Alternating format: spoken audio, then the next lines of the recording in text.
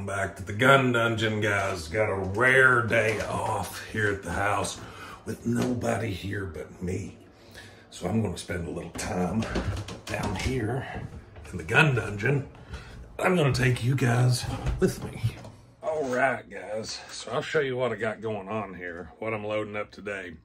If you've watched the 38 special video, you'll see these bullets. These are the federal, I think they call them micro HST bullets, but they're seated like a wad cutter in the factory load. And that was the way that I seated them for that 38 special video. But I also said that I was going to explore some options with the cantilever that's on this bullet. So what I'm loading right now is you'll see it's seated to the cantilever, which gives me more case capacity so that I can actually push the velocities up a little bit. The factory velocities and on the load that I had seated to the factory settings with it flush like that, it was running about a little over 700 feet per second is what I was getting out of them flush. With the extra case capacity and loading with standard load data for that weight of a bullet using HP 38, I'm getting quite a bit more velocity with them. So they're pretty good little load now, and we know that they'll expand at low velocities. So I know they'll expand at these higher velocities. It's just gonna be a matter, I'm gonna load some up and put it in gel, of course, see how they do. But I don't think, you know, it's 38 special. You're still not screaming as far as velocities go, but you're gonna have a little bit more, and I think it's going to help with the penetration on these because the expansion was great at low velocities, but it was just shy of what we wanted for penetration. So I'm thinking the velocity is going to help instead of hurt, since the velocities overall are still fairly low. But yeah, look at those little suckers. They're wild looking, ain't they? I like that. So what I'm going to do is I'm going to play around with these, load up some, and I'll probably end up playing with these bullets in 357 Magnum. Now that could be something to see how these bullets perform whenever they hit gel at about 1,400 feet a second. That would be wild.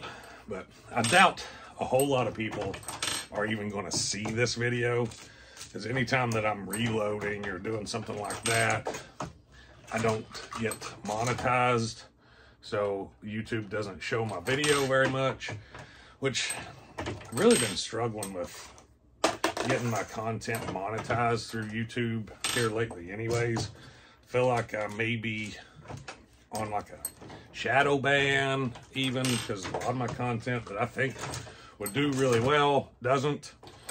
And when I upload, now it's tougher to get my content monetized as I upload it. It'll get kicked back. I have to request review. A lot of times reviews come back and say still no go, so I got to delete it, upload it again, try it again. Sometimes that works, sometimes it doesn't. Sometimes I just got to let them go. And I mean, it's not even really about the video being monetized for a money perspective, because I don't hardly make anything off of the videos. But if your video is monetized, YouTube makes money off of it, so they will show the video more. They will suggest the video, so you get more views and get more interaction. It's better for your content to be monetized, because like I said, YouTube making money off of it makes YouTube push it. If they're not making money off of it, you're not making money off of it. They don't care if anybody sees it or not. And honestly, the way YouTube's going, I don't know what the future is going to be like for a gun channel on YouTube, because even when a video gets demonetized and they review it and they're supposed to tell you why it's not monetized, the descriptions that you get are so vague, you don't even really know why they're saying no. I mean, I've read the rules, all the requirements to be monetized on video, and you know, a lot of them, it just doesn't make sense. Like one of the descriptions was actually clear enough to understand what they were going for, and it said something like, a firearm not on a controlled range. I don't know how much more controlled you can get than my backyard with nobody else around. Do I need a range officer at my house for it to be controlled? I don't understand. But it's stuff like that. And it really just depends on what little blue-haired freakazoid that hates guns and freedom gets up to review your video for you. But the problem wouldn't even be there if they didn't constantly just demonetize right off the upload all of my gun videos. That's an algorithm that's built into YouTube. So we went from reloading some 38 specials here to complaining about YouTube. Welcome to the gun dungeon. In all honesty, this video doesn't have a whole lot of purpose other than I'm enjoying myself in the gun dungeon today, and I wanted to bring you guys along and just maybe BS a little bit. So here we are. You can BS in the comments and I'll BS back with you there. But really it's just, I'm talking to the phone, sitting here in my gun dungeon by myself, enjoying a little reloading therapy. And really, if you're not a reloader and you like guns, you're a gun nut, get into it. Because this is just as soothing and relaxing to me as shooting itself. This is a whole other passion and hobby in itself. And there's some channels, like if you go watch Kentucky Range Time, which I think I have his channel linked on my channel, but if not, I will put a link to Kentucky Range Time's channel below. That dude does some killer stuff reloading. Like, he's reloading aluminum cases, steel cases, keeping track of them on the range, seeing how many reloads that aluminum and steel can take in different cartridges. It's really interesting stuff, really cool. I think he had like a 4-inch or a 3-inch, really super short AR barrel that he was messing with on his channel, doing some reloads and stuff for, trying to get a load that would burn powder in that short of a barrel. That he does some really good stuff. You have to go check him out. But reloading for him he's on a whole nother level. He does, and all this stuff just looks so pretty too. I mean, look at my gun dungeon reloading bench stays a mess constantly.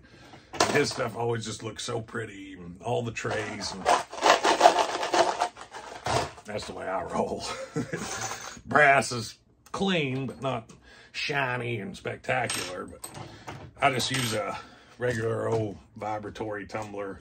I don't use any of the, what do they call it, the wet tumbling and all that. It just seems like a lot of extra work to me for something that I really don't care about a whole lot. I mean, clean brass is pretty, but it shoots just as fine if it's got a little tarnish to it. That's what I do. Is I'm more of a shooter than reloader, but I enjoy both.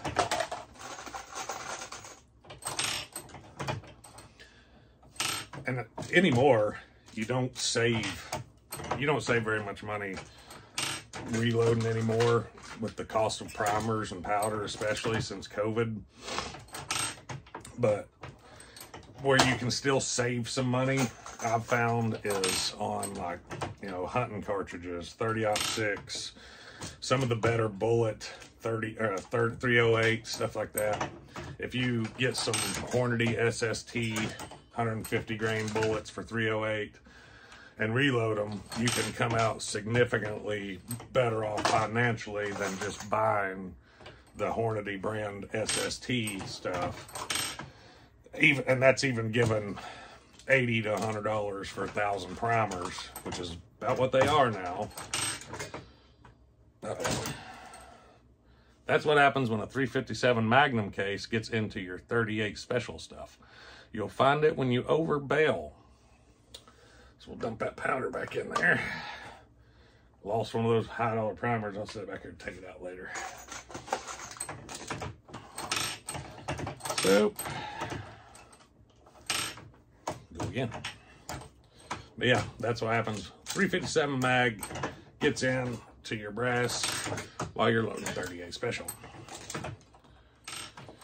Anyways, as I was saying, it's really not, like for 9mm 5.56, I rarely load that anymore just because it's not that cost effective, and it's a high volume, they are high volume rounds that I shoot a lot. And to keep up, like this press is set up for 9mm, and it's the the Hornady lock and load ammo plant with case feeder, bullet feeder, the whole 9 yards. But even then, running that progressive press, I'm standing at the press for a long time for 1,000 rounds, and I'm not saving that much money per round. And if you count my time, I'm going in the hole.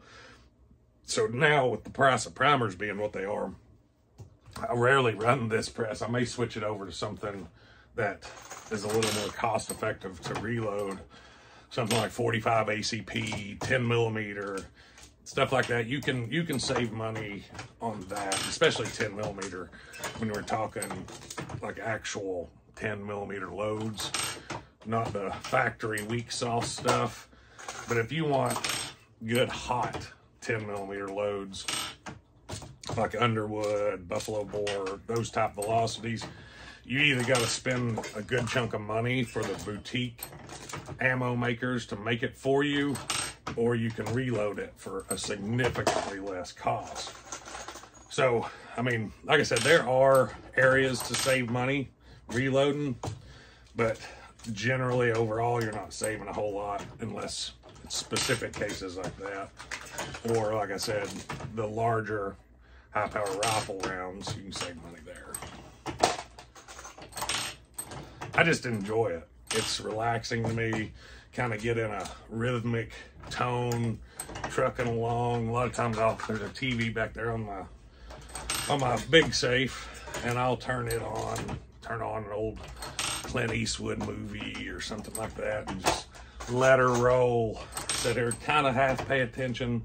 If I'm doing brass prep, then I'll sit and actually watch a movie so I can pay attention to the movie and do brass prep, not worry about a squib load or a double charge or anything like that.